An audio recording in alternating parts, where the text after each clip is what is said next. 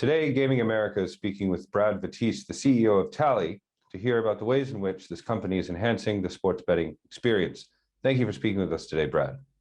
Hey, Cameron. Happy to be here. Fabulous, fabulous. My first question is not really about Tally, it's more about you. I'm wondering, what your career has been like and how you arrived at the point which you now sit. Yeah, that's an interesting question, Cameron. I pretty much everything I've done in my career, which has been a variety of different things, has been a stepping stone to becoming the CEO at Tally. Originally, I'm from Canada. When I was in university, I had a real interest in sports and advertising. And so my first real job out of university was working for a brewery, Molson Breweries. And they were a big sports rights holder. And I spent a bit of time working in that area. And I really enjoyed it. And after that, I moved into running and owning promotions agencies that had a lot of sports-related clients, including Molson, which was nice. Right. And then I moved to the U.S. To work for Razorfish, which is a very large interactive company, to become their mobile lead for the West Coast. And so during that time, I started to combine mobile and sports rights, and sports marketing. Started a mobile consultancy where MasterCard became, on a global basis, became our core client. And we did programs for the World Cup for them when they still had the World Cup rights. And then I spent 10 years in sports marketing within an Omnicom agency. And so all of those things combined really set me up to become the head of Tally, where we do, mobile sports marketing, sports betting marketing for global clients. Sure. Yeah, and I wanted to ask more about Tally. How would you describe what Tally does exactly? So on the surface, we're a fan engagement platform. We have fun, free-to-play games that fans engage with, where they can predict the score, or various almost prop bet type opportunities for them to test their knowledge. We have trivia games, that type of thing. But really what we are is a big data company. So we basically provide this free-to-play game. And from that, the fans tell us a lot about themselves. We have a really interesting tool within the game, which is a poll question that we have about an 85% answer rate, where we ask all kinds of different types of questions. And that really gives us an opportunity to dig deeply into our fans' backgrounds and what they're really all about. Sure. I wanted to ask more about the data, the aggregation of data. How do you guys go about pulling all this stuff together? Well, it's interesting. When I took over the platform, it was basically a kind of a fun game. But our COO and CTO, Rupert Hulsly, is like a pure data scientist. And so he's built all of these very interesting components to the platform, where we collect user ID and user data from their email and mobile number. We collect geographic data in terms of where they're playing from. We collect gameplay data, like how often they play, how many they get right, how many they get wrong. So we get a pretty good sense of how good they are at predicting things. We collect behavior data around the time and the frequency and the fandom, if you will. the number of games they play, the number of teams they have a relationship with, the players that they align themselves with. And then we have custom data points that we collect through that poll question. And we can ask all kinds of questions about the fans themselves. How old are you? Where are you playing from? What, how many games you watch a year, etc. We can ask questions about the team. Do you have season tickets? Do you buy merchandise, etc. Or we can ask questions about their sponsors. We can ask questions regarding, do you like Bud Light Lime, for instance? Yes, no. Mm-hmm. And so we can provide a whole bunch of information for them to work with their sponsorship group to provide a significantly more data for them.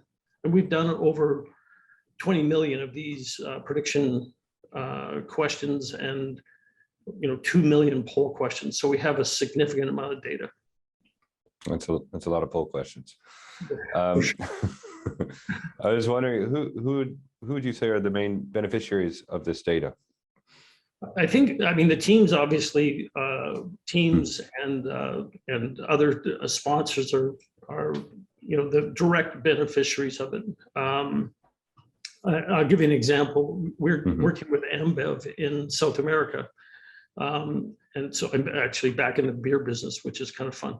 And so we provide them with information about the players, and they then segment that into different audience segments. And then we have seen that they've been sending out offers, A, B, C, D type of testing offers to the community, where they've been providing different types of couponing and offer for home beer delivery, which was, I thought was really interesting. And what we've just found out is that we're getting about a 13 to 15% redemption on that. And so that's huge. I mean, those types of numbers you don't see very often.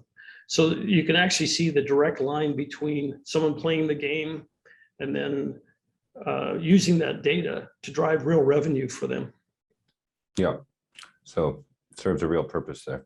Yeah, for sure. Yeah. So recently, Tally raised $4 million in seed funding, if I understand correctly. Correct. Yeah, I was wondering what the process of raising the cash was like, and what sort of your investor profile, typical investor profile, might look like for a company such as yours. Yeah, so that's a really interesting question. So I took over the CEO role about 2 months before Adam Silver canceled the first NBA game prior to the pandemic. I remember that, yeah. And our game relies on live games to work, because you can't predict on the past.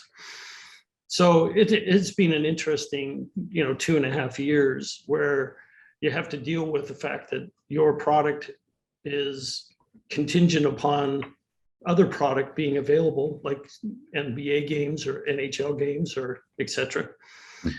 And so we had to work through the pandemic, and then it seems like we're emerging from that. And then there's a certain degree of financial uncertainty around the world. We're facing, a lot of issues in Europe in terms of the conflict. So this all boils down to it being a really tough time to raise money. And we probably sent out 400 pitches. We had more than 50 Zoom meetings with potential investors, probably 10 really serious face-to-face meetings. We had merger discussions, we had M&A discussions, and we've had VC discussions. And we really have been fortunate to have the folks from Accius be our lead investor, and really humbled and thankful, because I think at this point, Cameron, if there are startups out there that are looking for funds, it's probably not going to be happening for the next 12 to 18 months. The funding is really hard to come by. And, Yeah. And so I think the process was tricky, but we're really glad we arrived. Sure, sure. What do you intend on doing with this newly raised cash? Well, when it first hit the account, Cameron, I was like, well, maybe I should just run with it. And then I was talking to my wife, and she said, well, with the price of airfare and gas these days, we're not going to get very far. So we should probably just use it for the business purposes. You know, we're going to use it for what you would expect. You know, we're going to invest more in the platform. We're going to expand the operations in South America, and we've just started. You know, it's interesting. We've been very North American focused, but now we're seem to be finding, you know, places around the globe to work. So we've just aligned with new resources in Europe to help us in Europe and the Middle East. And then we are in the process of building out new and different types of games, including pay-to-play games. Yeah.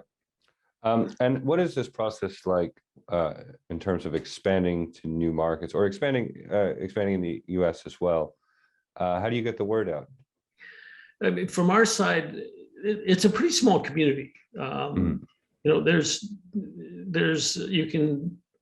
you can pretty much reach out to most of the people that are key decision makers within, you know, sports teams and leagues and federations, you know, broadcasters, and the sports betting organizations. So it's not a media-based outreach, really. It's more of you know, one-to-one.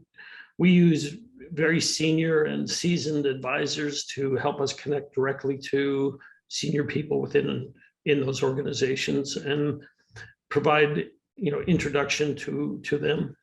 So, you know, as a B2B platform, you know, we rely mainly on those advisors, and you know, funnily enough, it's a great deal of word of mouth. We get a lot of referrals from other people who say, have you tried Tally? Sure, sure. Well, my last question is the same question I always end with, and that is, where would you hope to see Tally in 18 to 24 months? You know, I think, you know, we have a plan, obviously, with all kinds of different approaches.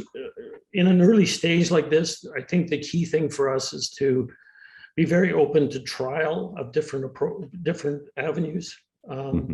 What we have right now is working nicely, and it's growing, you know, quickly. But I think I'd like to see us in a place where, you know, a lot of the teams or leagues and broadcasters have had an opportunity to work with us and get a chance to see our product in action. And then I also think that we will be looking at B2C platform opportunities,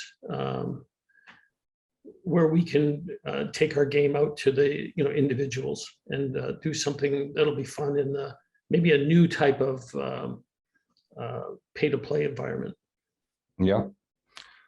Well, I wish you the best of luck with that. Well, I appreciate that. Thank you very much. And thank you for speaking with us. This has been Brad Vettese, the CEO of Tally. Thank you.